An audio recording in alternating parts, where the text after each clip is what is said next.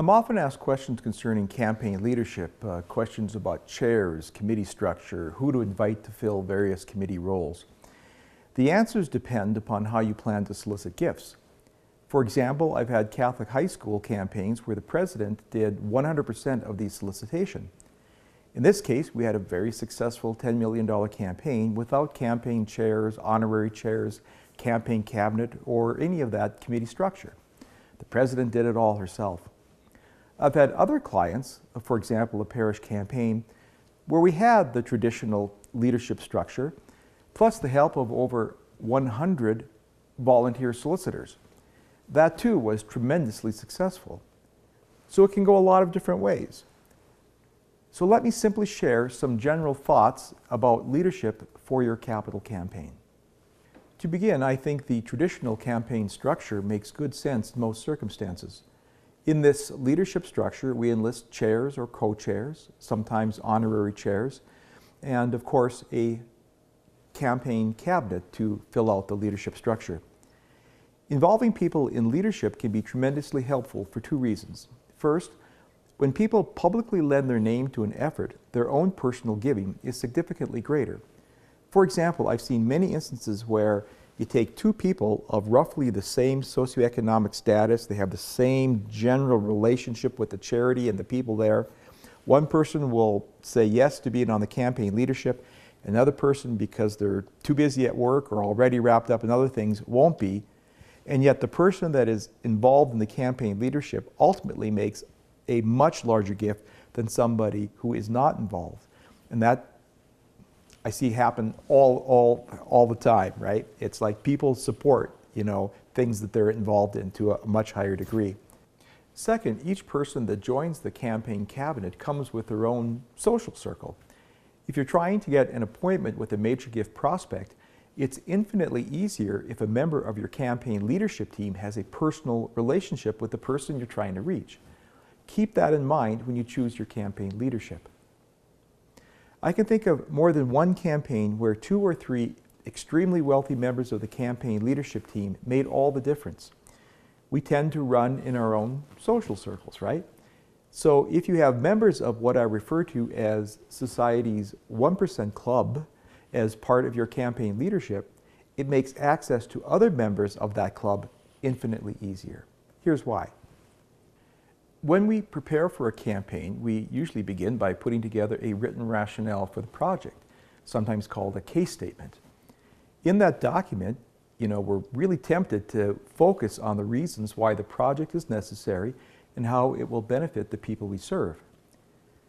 But among the very wealthy, the people that we really need to make our capital campaigns successful, it's not enough to explain how worthy the project might be.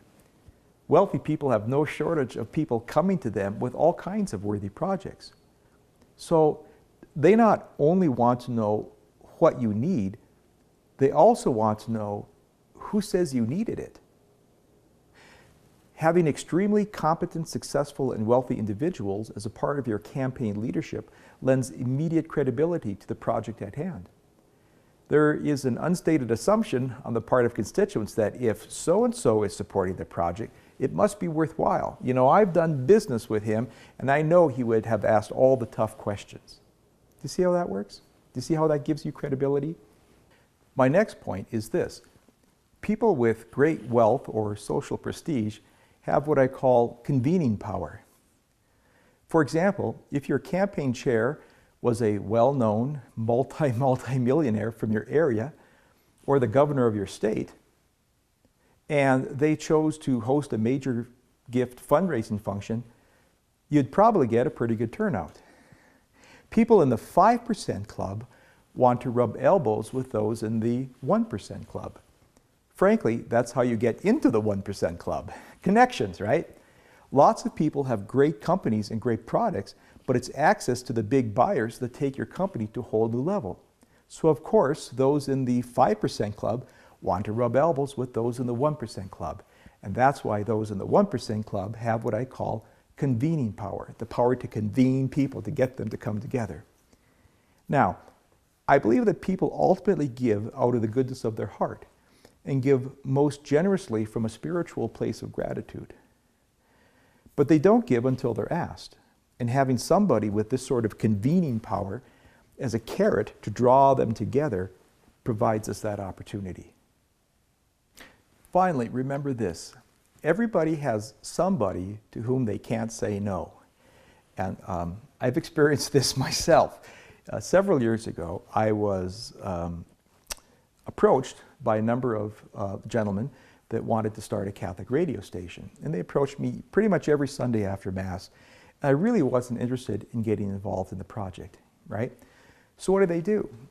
They went and they talked to my wife, and they asked my wife if she would, talk to me and encourage me to join the group. So my wife came to me and she said, listen, Greg, all they want is, meet with the development director for the Catholic radio station, one of the board members, have a lunch, it'll take you 1 hour, give them some advice and send them on their merry way. Well, I did that, of course, because my wife asked, right? Everybody has somebody to whom they can't say no, right? So I did that, and I had the luncheon with the board member and gave him some advice, which he took notes. Next day, I get a call from him, and he says, Greg, what you said really made a lot of sense, but it probably would be better coming from the horse's mouth. Could you come and share those same thoughts with our board? So now I'm on the hook, right? So sure, I'll come, I'll share those thoughts with your board. So the following week, I go to share the thoughts with the board, and I discover that the board consists of that one gentleman and one other and myself. So next thing I know, to make a long story short, I'm on the board and I'm a major donor, and the radio station is launched. But you see how that works? I mean, if they hadn't gotten my wife to talk to me, I probably never would have gotten involved in the whole project and never would have helped launch what is now a network of 9 Catholic radio stations. But because they knew who I couldn't say no to, they went to that person, my wife. She got me on board, and I think that the rest is obvious. For your particular circumstances, apply that same principle. Finally, some practical advice. Where do you turn to put together a short list of candidates for campaign leadership? I always look first to the prospect list. I begin at the top and work my way down. It's just that simple. So ask yourself 2 questions as you review the prospect list for possible campaign leadership. 1, who are the individuals with the greatest wealth, the greatest connections, who care deeply about your mission, about your organization? But more importantly, who are the individuals with the greatest wealth who have had limited involvement in your ministry? Remember that involvement typically precedes investment. And those who are members of campaign leadership will typically give several times more as a member of leadership than if they were not the public face of the campaign.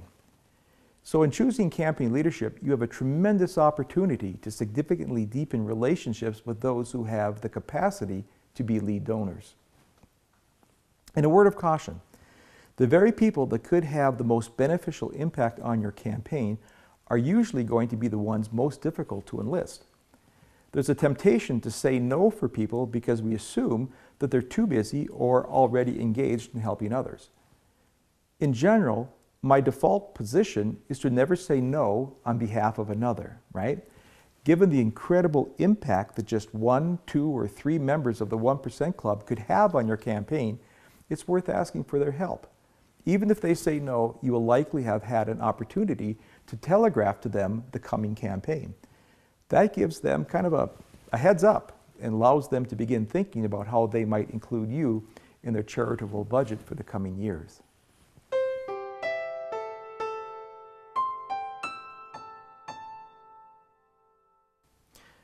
Let me conclude with a little anecdote. I recall many years ago, around the year 2000, during the dot-com bubble, I was working with a Catholic high school out on the West Coast in Silicon Valley. And we were able to enlist a boardroom full of movers and shakers. And at the very first meeting, the newly appointed chair of the campaign announced to the cabinet that, quote, if we ourselves are not prepared to each make a 6- or 7-figure gift, we've got no right to ask others. And then he went on to make his own gift and pledge $1 million. And we hadn't even launched the campaign yet, but I thought to myself, you know, my work here is done. So select and invite the right campaign leaders. Reach for the top, for people who have the ability to make a big gift themselves, lend credibility to the effort, and bring in their peers. People with wealth, leadership qualities, and convening power. Be humble and fearless in asking for their help.